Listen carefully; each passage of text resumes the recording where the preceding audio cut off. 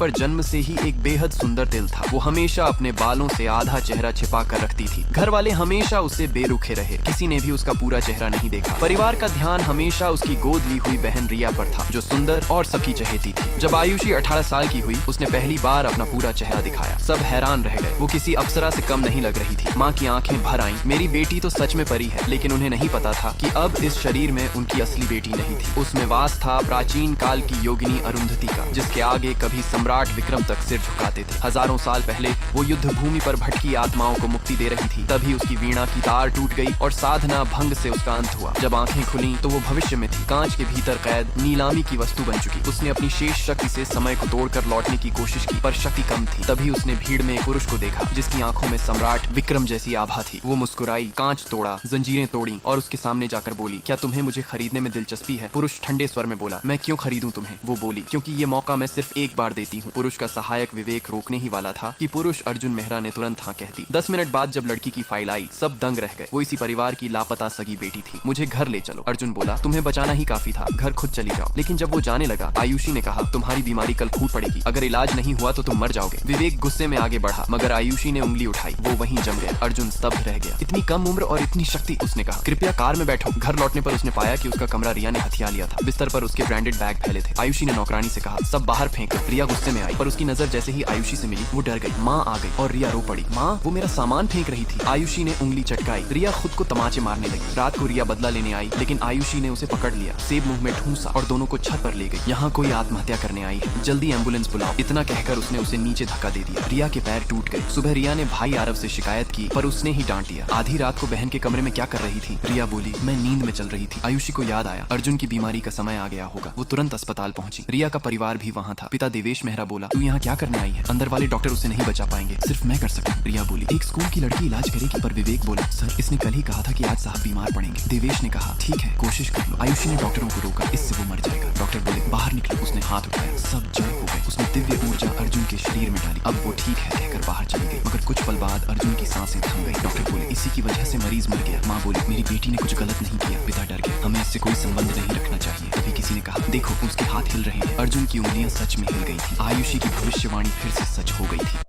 लड़की आयुषी के चेहरे पर जन्म से ही एक